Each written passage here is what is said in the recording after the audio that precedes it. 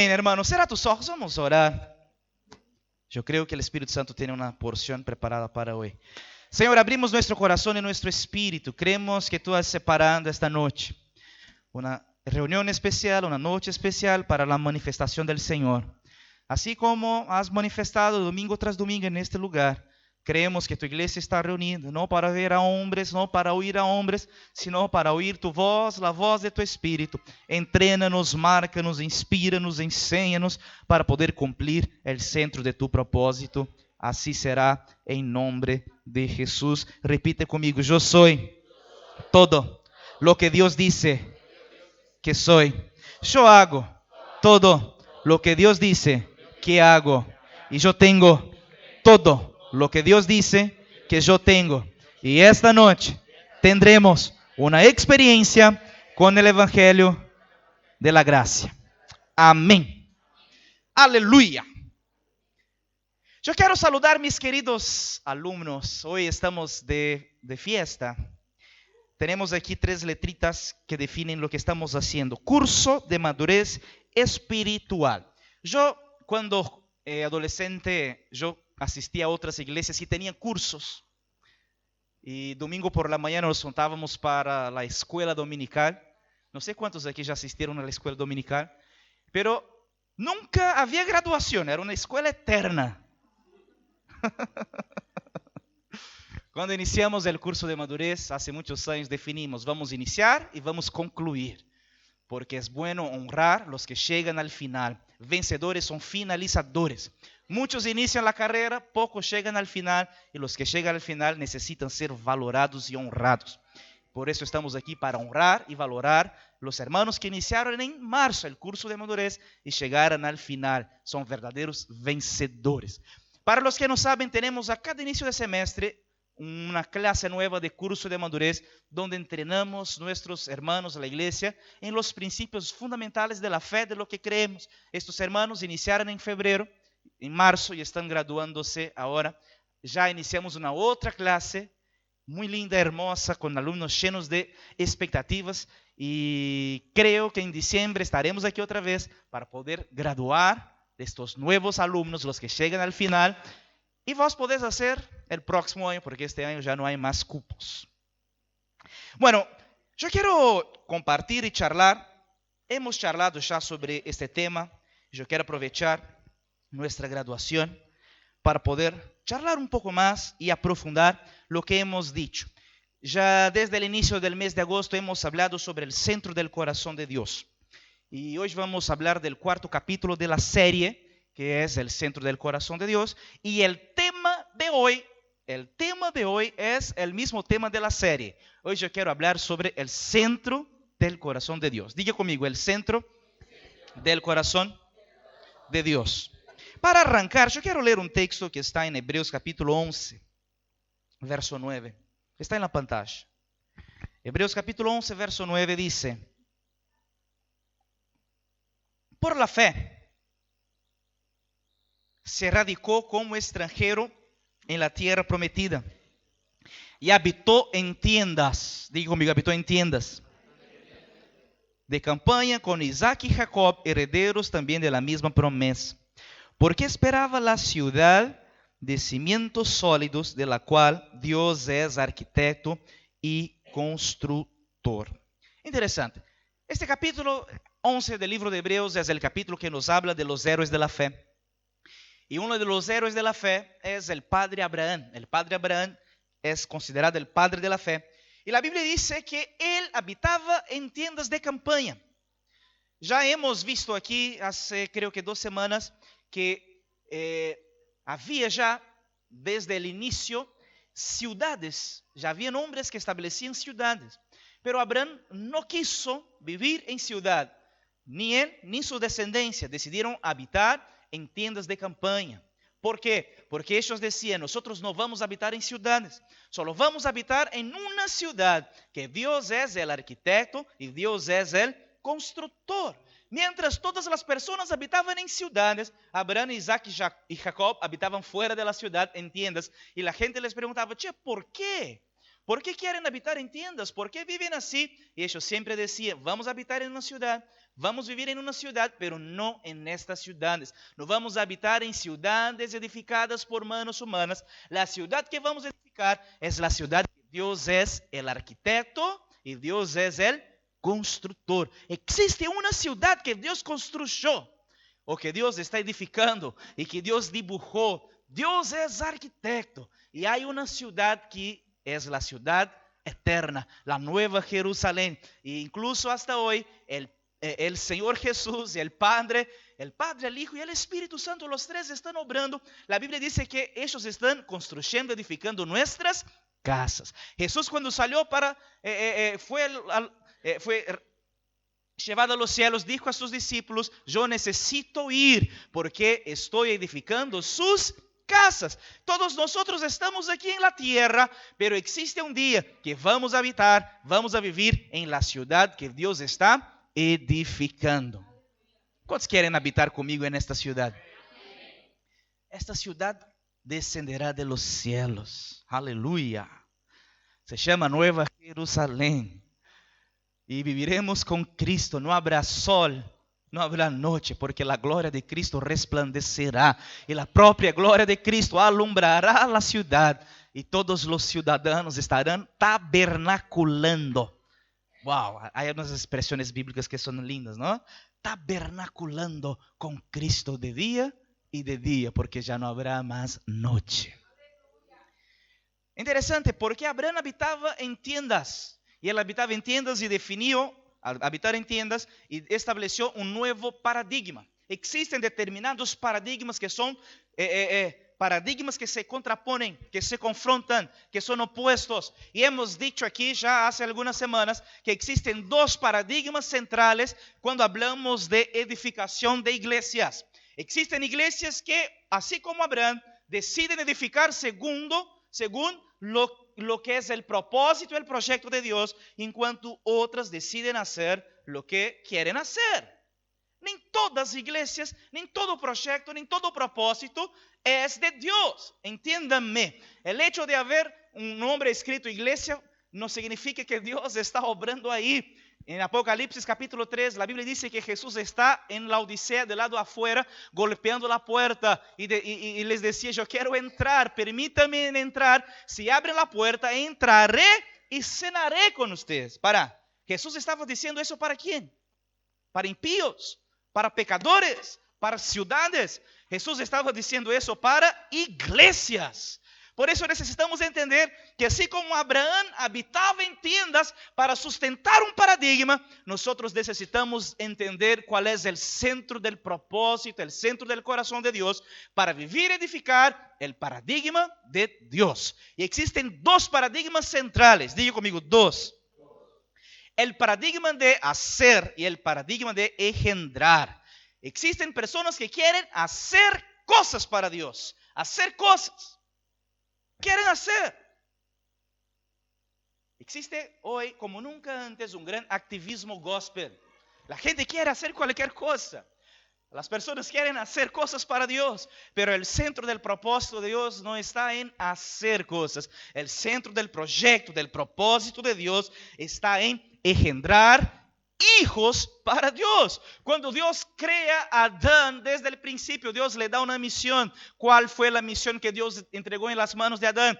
Crezcan, multiplíquense, llenen la tierra. Cuando Jesús envió sus discípulos para predicar el evangelio y bautizar los pecadores, enseñándolos todo lo que los he enseñado.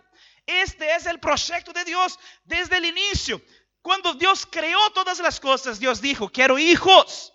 Cuando Jesús envió a sus discípulos, Jesús dijo, yo quiero discípulos. Por eso estamos aquí como iglesia, no para ser activistas gospels, no para poder hacer muchas cosas. Estamos aquí para engendrar hijos para Dios y hacer de estos hijos discípulos. Este fin de semana fue un marco en la historia de nuestra iglesia en este año, porque De los 40 invitados que pasaron en las casas de milagros, estoy seguro que muchos hijos fueron engendrados. Muchos pecadores entregaron sus vidas para Jesús. Muchos que estaban apartados regresaron. Muchos llegaron sin propósito y sin destino y salieron llenos del Espíritu Santo. Este es el llamamiento de la iglesia. En cuanto la iglesia esté centrada en lo que es fundamental, la iglesia está dentro del centro del proyecto de Dios. ¿Sabes qué? Cuando Jesús exhorta a la iglesia de Éfeso, y Jesús, en Apocalipsis, Jesús escribe a la iglesia de Éfeso y exhorta a la iglesia de Éfeso diciendo que ellos habían perdido el primer amor. Deberían recuperar el primer amor y regresar a la práctica de las primeras obras. Cuando entendimos, cuando el primer amor queme nuestro espíritu, naturalmente volvemos y regresamos a practicar las primeras obras. ¿Sabes qué? ¿Qué es el primer amor? Yo sé que muchos dicen, el primer amor es el amor de nuevo convertido. No es verdad, no es mentira. El primer amor es el amor que Él nos amó. Él nos amó primero. Cuando tenemos la revelación de que Él nos amó primero, naturalmente queremos regresar a práctica de las primeras obras. ¿Cuáles son las primeras obras? Las obras practicadas por los apóstoles. ¿Qué los apóstoles hacían? Predicaban el evangelio, bautizaban pecadores y enviaban los discípulos. Punto. Diga conmigo, predicaban el evangelio, bautizaban los pecadores y enviaban los discípulos. ¿Qué vamos a hacer, iglesia? Predicar el evangelio, bautizar los pecadores y enviar los discípulos. Yo sé que mucha gente llega a la iglesia y vienen con grandes ideas. Pastor, ¿por qué no hacemos eso? ¿Por qué no hacemos eso? Yo tengo una gran idea. ¿Por qué? ¿Por qué? Yo tengo... Escúchame. Nosotros no vamos a ser distraídos. No vamos a ser distraídos. No vamos a salir haciendo cualquier cosa por cualquier razón para agradar cualquier persona. Tenemos un proyecto. Fuimos plantados y sembrados en esta ciudad con un proyecto. ¿Y sabe cuándo vamos a parar con este proyecto? Cuando el Rey decidir regresar e invitarnos a habitar con Él en la ciudad celestial. En cuanto Jesús no regrese, ¿qué vamos a hacer aquí? Predicar el evangelio, bautizar los pecadores y enviar los discípulos. No nos distraeremos con cualquier otra cosa que no esté en el centro del proyecto de Dios.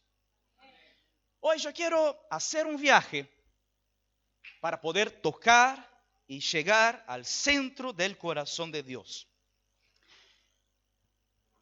Hoy no va a ser tan inspirativo, hoy va a ser más un entrenamiento. Vamos a entrenar la iglesia para poder comprender el centro del corazón de Dios. En primer lugar, existe una cosa que yo llamo, y la verdad la Biblia llama de el reino de Dios. Diga conmigo, el reino de Dios. ¿Qué es el reino de Dios? Yo sé que el reino de Dios son muchas cosas. El reino de Dios vendrá, pero el reino de Dios ya está. El reino de Dios es formado por todos los hombres nacidos de nuevo. Todos los hombres nacidos de nuevo hacen parte y forman el reino de Dios. Semana pasada hablamos un poco del nuevo nacimiento. Me hicieron dos preguntas. Me hicieron una pregunta aquí en el curso de madurez y me hicieron una pregunta en Instagram. La pregunta que me hicieron, las dos fueron preguntas similares, pero son dudas muy comunes. La primera pregunta fue, pastor, el nuevo nacimiento, ¿cuándo de verdad pasa el nuevo nacimiento? ¿Cuándo una persona nace de nuevo? ¿Es en su bautismo? Es una pregunta interesante. Y la otra pregunta fue, cuando una persona nace de nuevo, ¿significa que esta persona fue llena del Espíritu Santo, es bautizada con el Espíritu Santo? Parece que hay dudas sobre eso. Yo quiero solo aclarar. En primer lugar, ¿qué es el nuevo nacimiento? El nuevo nacimiento pasa cuando una persona cree en Jesús, confiesa y recibe la obra de la redención de la cruz. El Espíritu Santo pasa a habitar dentro del corazón de la persona. En el instante, en el momento, te tornas uno con Cristo.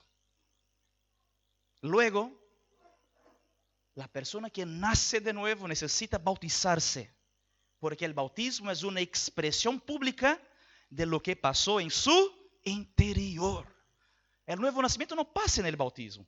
El nuevo nacimiento es una experiencia particular, individual. El nuevo nacimiento en muchos casos, muchas veces pasan dentro de un cuarto, en una habitación oscura, en un momento de crisis. Una persona clama a Jesús, invoca su nombre y en un momento es salvo. Otros, como pasó aquí, están en la casa de milagros. Los predicadores están predicando el evangelio. A la luz explota en su corazón y uno dice, yo creo, el Espíritu Santo entra dentro del corazón y nacen de nuevo. Luego el bautismo es una expresión pública. El bautismo es una expresión cuando una persona dice, yo nací de nuevo y yo quiero expresar mi decisión públicamente. En septiembre tendremos un bautismo aquí. Aleluya. No sé cómo vamos a hacer con 2 cultos, pero seguramente vamos a hacer algo. En septiembre tendremos bautismo. Y el bautismo en el Espíritu Santo no es ni nuevo nacimiento, ni el bautismo en las aguas. El bautismo en el Espíritu Santo es cuando uno es revestido de poder. El Espíritu Santo viene sobre uno y lo reviste con poder y le capacita para poder hacer la obra de Dios. Son cosas diferentes. Todos los hombres nacidos de nuevo hacen parte del reino de Dios. Hay mucha gente que entra en el reino de Dios y luego tiene buenas ideas. Buenas ideas. Hay mucha gente en el reino de Dios que tiene lindas ideas. ¿Qué tipo de ideas? Dar comida a los pobres, por ejemplo. A los hambrientos, dar ropa, remedios. Todo eso es lindo. Yo creo que debe ser hecho. Personas harán. Pero eso no es el centro del corazón de Dios. Eso es el reino de Dios. Son obras lindas, necesitan ser realizadas. Nosotros como iglesia tenemos muchos deseos y ganas en nuestro corazón. El Señor nos dará la oportunidad de tener orfanatos aquí aún.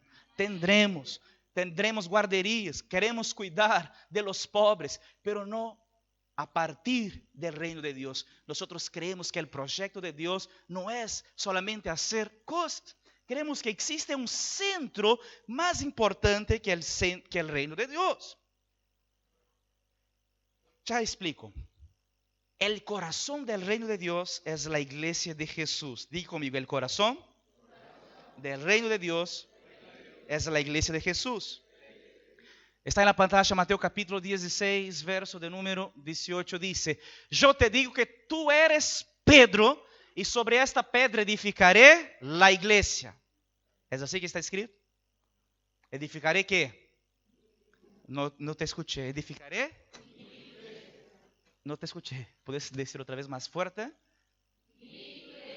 Yes.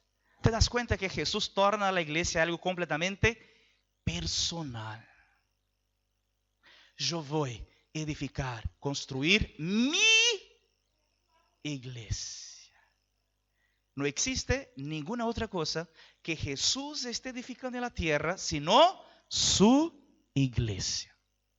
Solo existe una obra de Jesús en la tierra, hermanos. ¿Cómo se llama la obra de Jesús? Iglesia. Pastor, ¿qué es iglesia? Iglesia son todos los que hacen parte del cuerpo de Cristo. Escúcheme. Existe un texto que muchos fariseos no comprendieron. Jesús dijo, una vez los discípulos miraban el templo de Jerusalén y estaban encantados. Jesús dijo, ¿están encantados con el templo? Los discípulos, sí, Señor, mire cómo son lindas estas construcciones. Yo sé que Buenos Aires es una ciudad muy hermosa. De verdad es una ciudad muy hermosa. Y la mayoría de nosotros somos extranjeros de otros lados. Y probablemente el lugar de donde vino, o de donde viniste, no es una ciudad tan hermosa como Buenos Aires. Buenos Aires tiene sus encantos, ¿verdad o no? Salís de noche en el Puerto Madero y los monumentos. A quien de verdad gusta de arquitectura, historia, es un lugar encantador. Ahora imagina cómo será o cómo sería Jerusalén. El templo debería ser una cosa magnífica. Los discípulos estaban encantados con el templo. Jesús dijo, miren, fíjense bien en el templo. Yo les afirmo que este templo será destruido y yo lo reedificaré en 3 días.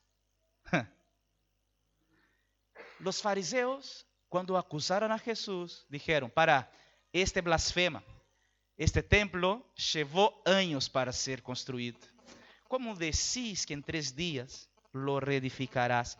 Jesús respondió a los fariseos: ustedes no comprenden lo que estoy diciendo. Reedificaré el templo. El templo es mi cuerpo. No es templo de piedras, mi cuerpo. Hay algunas personas pueden pensar: Jesús estaba hablando de su cuerpo cuando resucitó de los muertos, su cuerpo fue restaurado. No, Jesús estaba afirmando y diciendo de su iglesia: yo voy a ser levantado de los muertos y en 3 días edificaré mi templo, que es la iglesia. Nosotros hacemos parte de la iglesia de Jesús y tenemos hermanos de todas las lenguas, todas las tribus, todas las razas y todas las naciones. Tenemos hermanos que son chinos. Aleluya. Yo me imagino cómo va a ser cuando estuviéramos todos juntos, para celebrar la multitud de gente, blancos, negros, rojos, chinos, japoneses, son todos la misma cosa. No son. Todos hacemos parte de la iglesia de Jesús. Mira, escúchame lo que voy a decir. La iglesia de Jesús está por toda la tierra. ¿Sabe qué pasa? Hoy es día domingo. El día domingo es el día del Señor. En cualquier lugar del mundo que llegues, sea país rico o país pobre, las iglesias y la iglesia de Jesús está reunida. Tenemos hermanos nuestros en los 4 cantos de la tierra. Y estamos aquí alabando a nuestro Señor. Y nuestros hermanos están todos en algún lugar alabando y compartiendo al Señor, así como nosotros estamos. La iglesia de Jesús es amplia.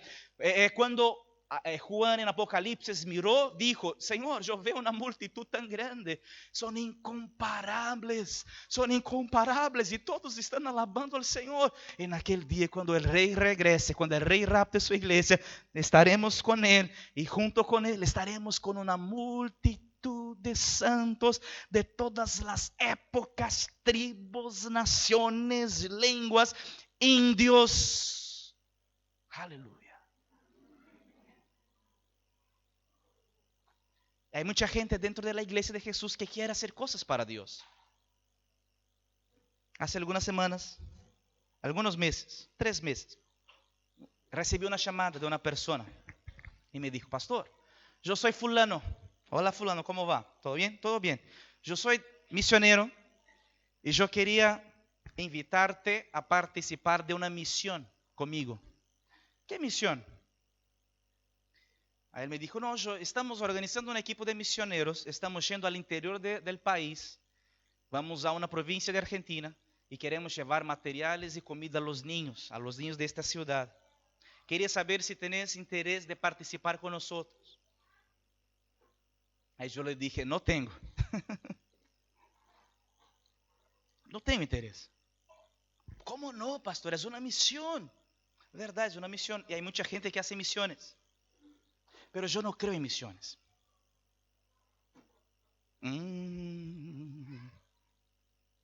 Yo no creo en misiones. Yo creo que misiones tienen su papel y su poder. Pero no vas a ver en el Nuevo Testamento gente haciendo misiones.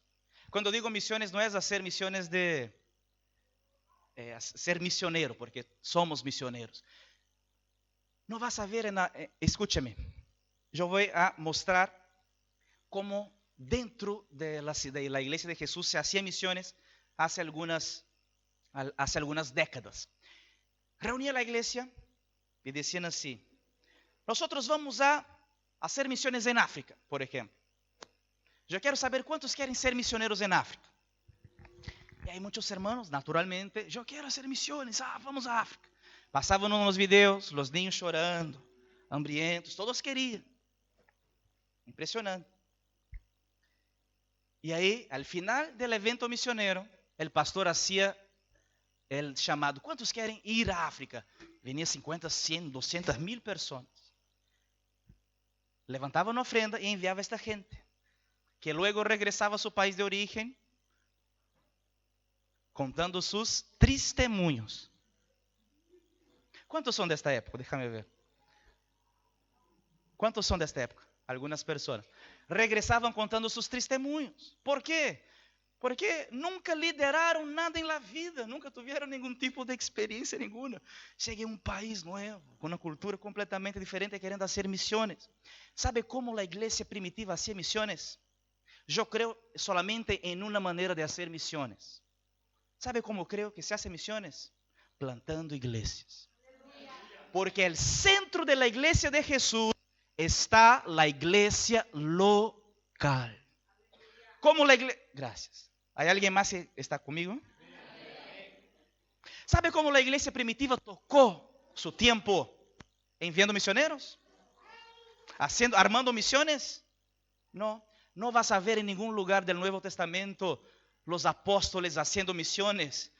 ¿Sabe qué vas a ver en el Nuevo Testamento? Apóstoles enviando cristianos para plantar iglesias. Las iglesias fueron plantadas en el Nuevo Testamento por los propios cristianos. Escúchame, Jesús, escúchame eso, por favor. Porque eu sei que estou confrontando muitos aqui que têm esta visão missioneira. Eu vou viajar para a África, vou plantar e vou passar 1 ano, 2 anos. Eu não creio nisso. Não creio. Se queres plantar igreja, se queres ser missioneiro de verdade, aprenda a viver igreja local. Jesus, quando chamou seus discípulos e seus apóstolos, Jesus les dijo: van a permanecer em Jerusalém, van a ser llenos del Espírito Santo, luego van a plantar iglesias, van a predicar el evangelio en Jerusalén, en Samaria, en la Judea, hasta llegar a los confines de la tierra. ¿Sabe qué pasó? Los apóstoles quedaron en Jerusalén. Del capítulo 1 de Hechos de los Apóstoles hasta el capítulo 9, nada pasó. Los apóstoles quedaron en Jerusalén. Los historiadores dicen que la iglesia de Jerusalén llegó a tener más de 100,000 personas. 100,000 personas. Era una iglesia gigante. Y no vas a ver ninguna misión especial para poder alimentar pobres. No vas a ver ninguna misión especial para ir a África. No vas a ver nada. Todo lo que los apóstoles hacen es iglesia local. Pero había un problema. ¿Cuál problema? Ellos no salieron de Jerusalén. No querían plantar iglesias fuera de Jerusalén. La Biblia dice que hubo una persecución. Vino una grave persecución. Y los cristianos, ¿quiénes? Los cristianos, por causa de la persecución, fueron esparcidos por toda la tierra. Y cuando los cristianos llegaban a una nueva ciudad, ¿sabe cuál era la primera cosa que hacían? Iniciaban una iglesia. Luego vas a ver los apóstoles predicando en las iglesias que ellos no plantaron. Muchas de las iglesias del Nuevo Testamento no fueron plantadas por los apóstoles, fueron plantados por los hermanos. Los propios hermanos llegaban en una ciudad, llegaban y preguntaban: ¿hay iglesia aquí? No, ahora hay. Pastor, ¿qué necesito para plantar una iglesia? ¿Sabe qué necesitas para plantar una iglesia? Tener 2 o 3 personas. Cuando existen 2 o 3 personas que invocan a Jesús en un determinado lugar, ahí establecemos una iglesia local. ¿Querés hacer misiones? Vivir la vida de la iglesia local. Disfrutar la vida de la iglesia local. Dentro del contexto de la iglesia local, vas a aprender a amar, vas a aprender a perdonar, vas a aprender a ser discípulo, vas a aprender a discipular, vas a aprender a predicar el evangelio. Escúchame algo. Muchos de nuestros líderes de célula son mucho más capacitados que muchos pastores en muchas iglesias. Porque los líderes de célula tienen la verdadera experiencia de pastorear. Están ahí lidiando con problemas, expulsando demonios, aconsejando personas, amando personas, discipulando personas. Esto es el reino de Dios. No nos distraigan, no nos distraigamos con tantas otras oportunidades o maneras de ser iglesia. Somos una iglesia de manera muy sencilla. Cada casa una extensión de la iglesia. Cada cristiano un sacerdote, un ministro. Es tan lindo llegar en las casas y ver los hermanos predicando el evangelio con tanta pasión y ver tanto poder. Los hermanos predicando con tanto poder. Ayer yo llegué en casa y con tanta alegría y decía a mi esposa: amor, ¿sabe una de las cosas más hermosas que yo he visto esta semana? Y es que tuvimos más de 40 personas invitadas en las casas de milagros. Y yo como pastor de la iglesia, ¿sabe cuántas casas de milagros lideré? Ninguna. Ninguna. Eu estuve predicando em muitas casas de milagros predicando. Eu não liderei nenhuma. A igreja funcionando, os cristianos funcionando, os cristianos chorando, achunando, predicando o evangelho, expulsando demônios. Isto é o centro do coração de Deus. Não me venga a falar de missões fora da igreja local. Eu não creio nisso. Não creio. Eu creio que o centro de la iglesia de Jesús es la iglesia local. Es dentro de la iglesia local donde conocemos las personas, donde podemos amar las personas, donde podemos decepcionarnos con las personas. Escúchame, hasta la decepción es importante. Yo ya vi mucha gente diciendo, pastor, no me gusta este tipo de iglesia. ¿Por qué? Porque yo comparto con mi hermano una historia particular y en una semana la célula entera está, ya sabe.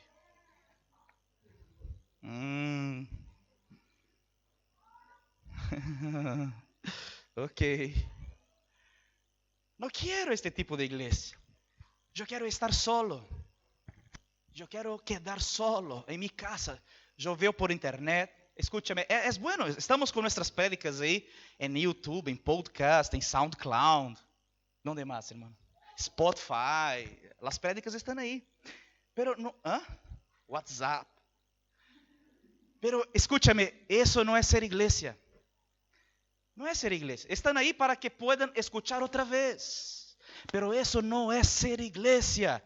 ¿Sabe qué es ser iglesia? Voy a mostrar el ejemplo de iglesia. Jesús despertaba por la mañana y iba a desayunar 12 hombres ahí en su mesa. Imagina, 12 varones. Algunos casados, otros pibes, algunos con suegra.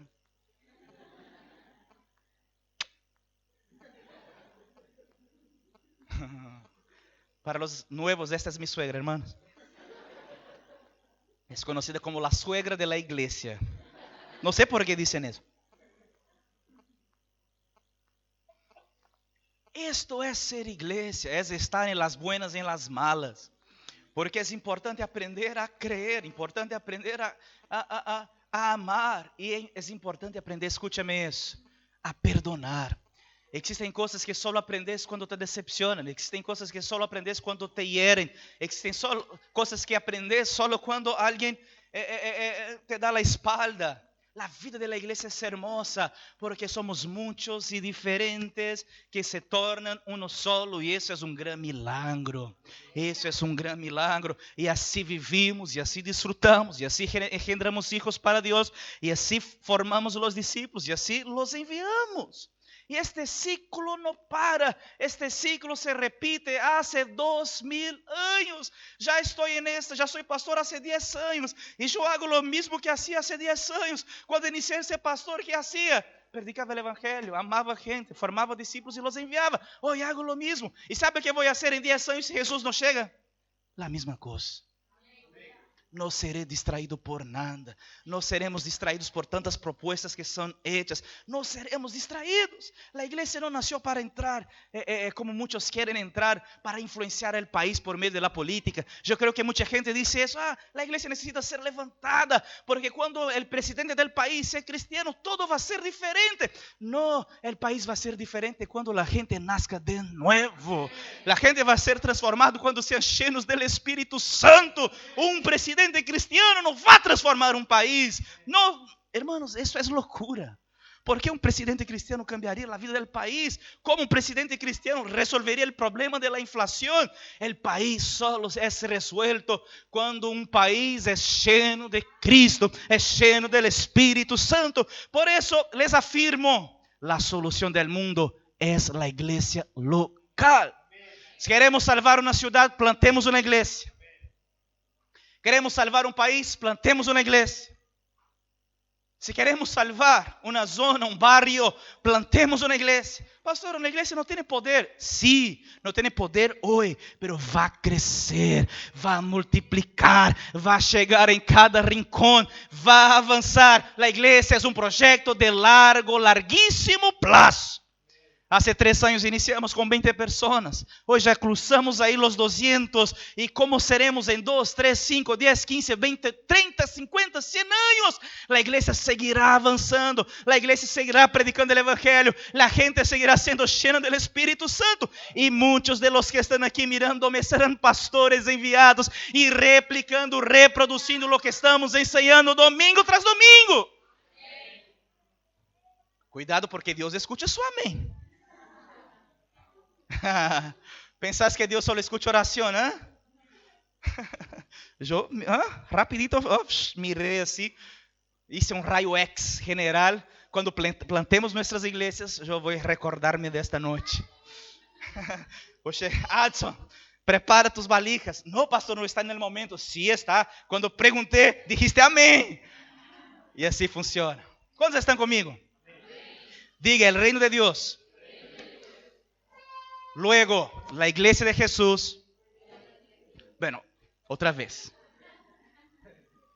Borra todo. Diga conmigo, la iglesia de Jesús es el centro del corazón del reino de Dios.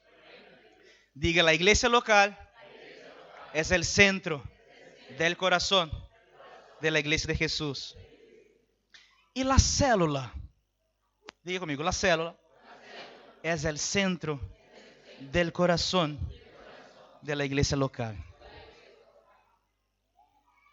Estamos caminando para encontrar el centro del corazón de Dios. ¿Por qué somos una iglesia en células? Mucha gente pregunta, pastor, ¿es una estrategia de crecimiento? No, no es ninguna estrategia. Somos una iglesia en células solo porque la iglesia del Nuevo Testamento era en células. Solo eso. La iglesia en el Nuevo Testamento era una iglesia completamente hogareña. Yo creo que el mejor lugar para poder engendrar hijos y para formar discípulos son los hogares. Los hogares. Yo estoy cada vez más convencido de que este es el modelo que Dios nos ha dado. Es en este modelo que vamos a seguir. La célula no es solamente una reunión semanal. La célula es una manera de ser iglesia. Yo sé que existen muchas personas que creen que la célula se junta una vez por semana. La célula es una mini iglesia. En el inicio, cuando llegamos aquí, decíamos que la célula era un estilo de home church, una iglesia hogareña, una iglesia en los lares, en los hogares, una iglesia en las casas. Y muchos aquí son pastores de las iglesias en las casas, aunque no tengan títulos de pastores, son pastores porque cuidan del rebaño de Jesús, de las ovejas que Jesús ha colocado en nuestras manos. Diga conmigo, la célula es el centro del corazón de la iglesia local. ¿Y cuál es el corazón de la célula? El discipulado. ¿Qué es el discipulado? El discipulado es hermanos mayores enseñando a hermanos menores. Dentro de la célula existen siempre 2 tipos de personas. ¿Cuántos tipos? 2, hermanos mayores y hermanos menores. Los hermanos mayores enseñan a los hermanos menores. Esto es discipulado. Y enseñan ¿qué? A hacer 2 cosas. ¿Cuántas cosas? Discipulado significa para multiplicar, para que vos aprendas a hacer lo que hago y ser lo que soy. El discipulado tiene que ver con reproducir lo que soy y replicar lo que hago. Yo sé que hay mucha gente que dice, no, la iglesia, nosotros debemos valer lo que somos, no lo que hacemos. Escúchame.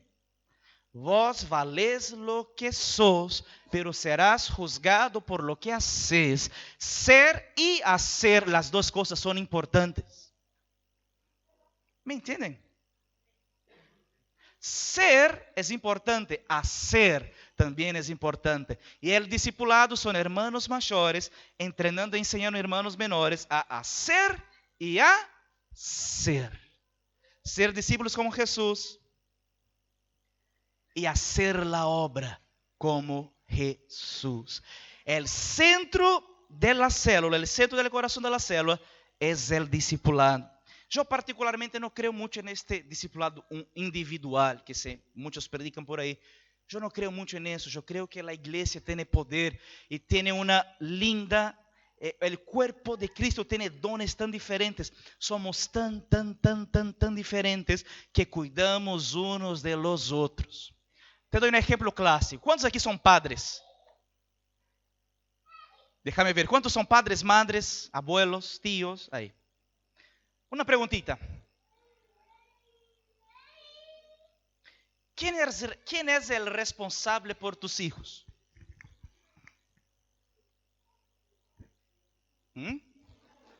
Por ejemplo, Flávio y yo tenemos 3 hijos. Si la iglesia es como una familia, yo creo que este ejemplo es muy interesante para entender cómo funciona la iglesia. Si yo y Flávia tenemos 3 hijos, si creemos en el discipulado individual, 1 a 1, como muchos enseñan por ahí, podría decir, amor, Mariana es tuya, René es mío. Pero no funciona así. Los 3 son de ella. No, es un chiste. ¿Cómo funciona una familia? Papá y mamá cuidan de los 3.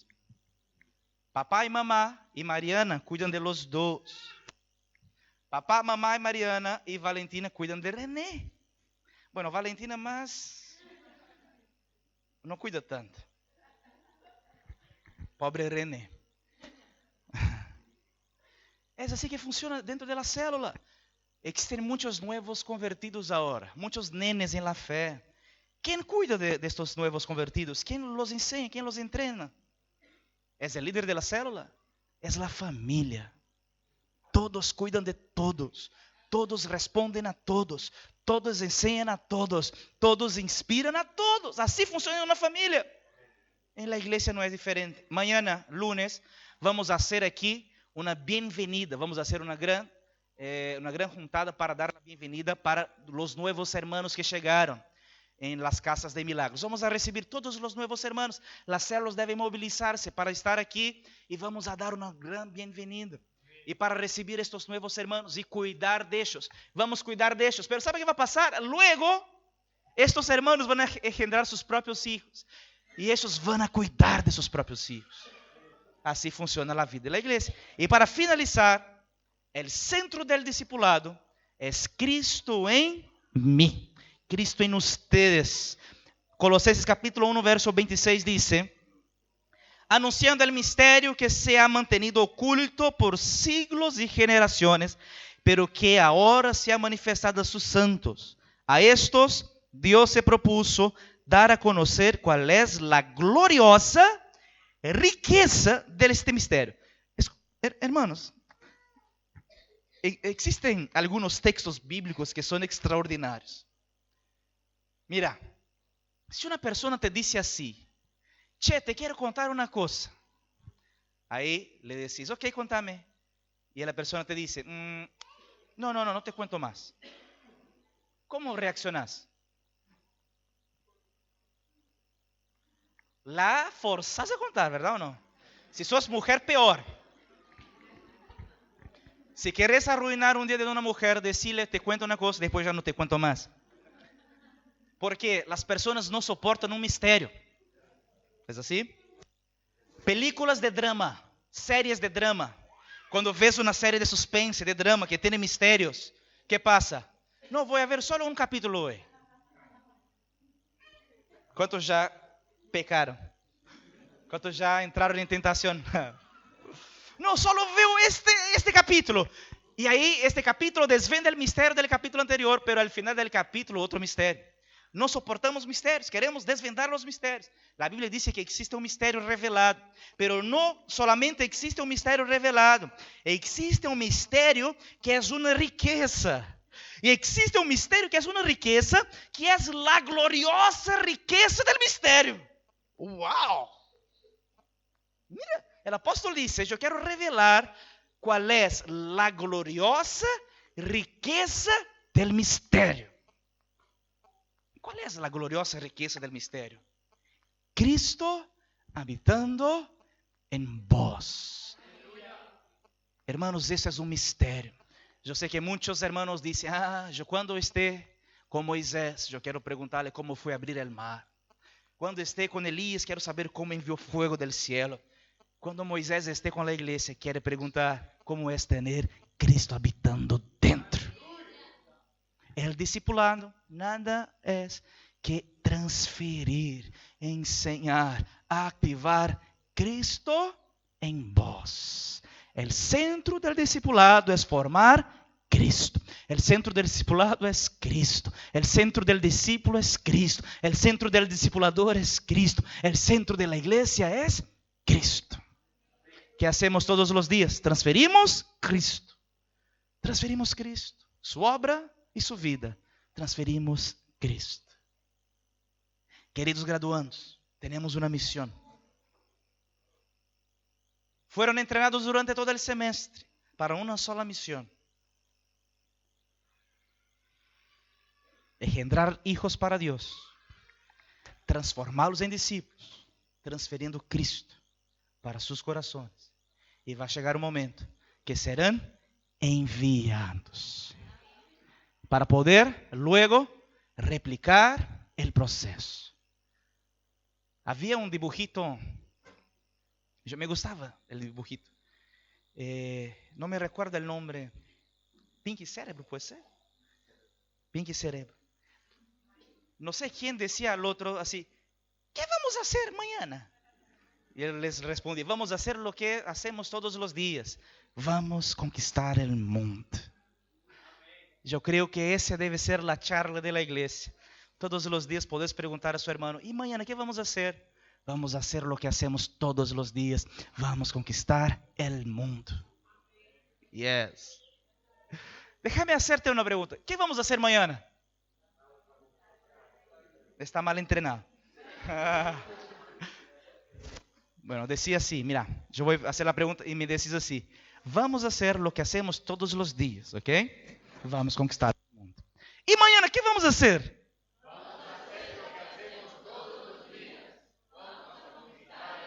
Yes. Aplauda a Jesús, mi hermano. Aleluya.